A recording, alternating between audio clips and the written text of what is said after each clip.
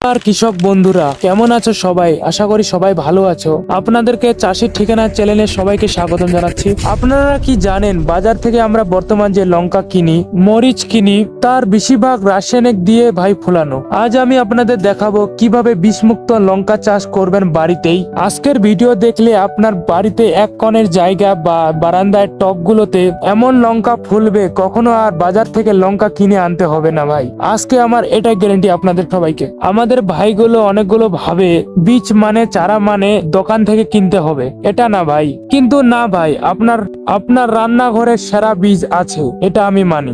আপনার রান্নাঘরে যে শুকনো লঙ্কাগুলো আছে না, ওইখানে আপনি সেরা বীজ পাবেন। কিন্তু সব লঙ্কা বীজ হয় না। না হলে যদি সব লঙ্কা বীজ হইতো, না হলে আমাদের বাড়ির পাশে এত লঙ্কার গাছ হইতো যে আমরা কখনো কল্পনা করতে পারতাম না। এখন আমরা চিনবো সঠিক লঙ্কার বীজ কিভাবে, রান্নাঘরে কিভাবে খুঁজবো। এখন লাল টকটকে শক্ত মরিচ আপনাকে বেছে নিতে হবে। মরিচটি ভেঙে ভিতরের বীজগুলো বার করুন। একটু মনোযোগ করে দেখবেন বীজগুলোকে ভালো করে। যেগুলো একটু সাদাটে পুষ্ট, সেইগুলো একদম সেরা বীজ লঙ্কা গাছের জন্য।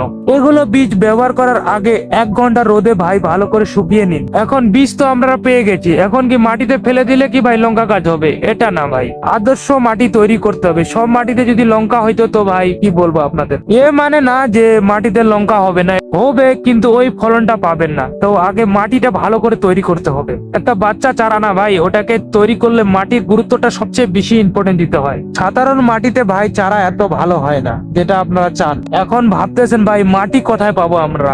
আপনারা 50% মাটি আপনাদের বাগানের মাটি নিতে হবে। বাগানের মাটি মানে চা গাছের মাটি, সবজি গাছের মাটি, ওইগুলো মাটি যেগুলো আমরা কৃষি করি। ওই মানে না যে একদম গেলগেলিয়া বর্তমান মাটিগুলো না, একটু শুকিয়ে নিতে হবে মাটিটা, একটু ঝরঝরিয়া মাটি নিতে হবে। ঠিক আছে, বুঝতে পেরেছেন তো? আর 50% ভাই গোবর সার নিতে হবে। আরো এ না ভাই আজকের গোবর আজকে নিবেন, কাঁচা গোবর নিবেন না কখনো। শুকনো গোবর ব্যবহার করবেন। না হলেও আপনি জৈব সার ব্যবহার করতে পারেন, ওটা দিলে আবার বেশি ভালো। আমি জৈব সার নিয়ে ভিডিও বানাইছি, ওটা দেখলে আপনি কিভাবে বানাইতে হয় ওটা শিখতে পারবেন। পুরনো গোবর সার নিবেন 50%, আর বাগানের 50% মাটি। হয়ে গেছে কি ভাই এখন? না না ভাই, কখনো এখনো হয়নি। এখনো আরো অনেক কিছু জানার দরকার আছে। 5 দিনের যত্নটা তো আবার মেন, ওটা আমি লাস্টে বলতেছি। যদি পারেন ভাই একটু সামান্য ছাই মিশিয়ে নিবেন ভাই, তুলার ছাই, যেগুলো আমাদের আবর্জনা বলি। ছাই ব্যবহার করলে গাছ কখনো পচবে না, এটা মনে রাখবেন। এই মিশ্রণটি ভালো করে মিশিয়ে ছোট থালির মধ্যে, না হলে ভাই ছোট টপের মধ্যে এই মিশ্রণটি ভালো করে বানিয়ে নিবেন। একটু মাটিটাকে ভিজিয়ে দিবেন, এ মানে না সব জলটাই মাটিতে ফেলে দিবেন, একটু সামান্য ভিজাবেন মাটিটাকে। তারপরে 1 সেন্টিমিটার গভীরে বীজগুলো ঢেলে দিন বা আঙ্গুল দিয়ে পুঁতে দিন। ভাই বেশি গভীরে দিবেন না, না হলে চারা বের হইতে অনেক কষ্ট পাবে। তারপরে এর উপরে হালকা স্প্রে করে দিবেন জলের।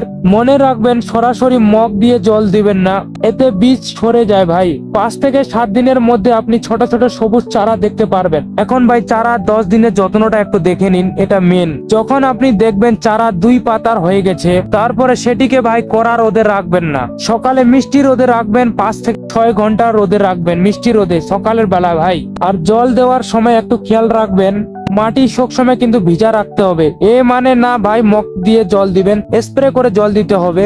সেটি আপনি বোতলের স্প্রে বানাইতে পারেন, না হলে আপনি স্প্রে মেশিন দিয়েও স্প্রে করতে পারবেন জলের। মাটি যদি ভিজা থাকে কিন্তু কাদা না হয়, এটাও মনে রাখবেন। কেন এই সময় চারাগুলো অনেক নরম থাকে, একটু সাবধান থাকতে হবে ভাই। যখন চারার 6টি পাতা আসবে, 4টি পাতা আসবে প্রায় 20 দিন পর, তখন ওটি বড় টপে বা সরাসরি জমিতে বপন করে দিন ভাই। আর লঙ্কা গাছে কিন্তু প্রচুর রোদ লাগে, এমন জায়গায় রাখবেন যে সারাদিন রোদ পায়। তো বন্ধুরা দেখলে তো কত সহজে নিজের বাড়িতে আপনি চারা গোপন করতে পারবেন লঙ্কা গাছের। এই পদ্ধতিতে যদি আপনি লঙ্কা গাছ তৈরি করেন, এমন ফলন হবে আপনি দেখে অবাক হয়ে যাবেন। ভিডিও যদি ভালো লাগে তো লাইক দিবেন, আর কমেন্ট করে জানাইতে পারেন কি নিয়ে ভিডিও চান, তাহলে আমি ওই বিষয় নিয়ে ভিডিও বানাবো। আর নতুন নতুন এরকম বুদ্ধি আর ভিডিও পাওয়ার জন্য চাষির ঠিকানা চ্যানেলকে সাবস্ক্রাইব করুন। সবাইকে ধন্যবাদ।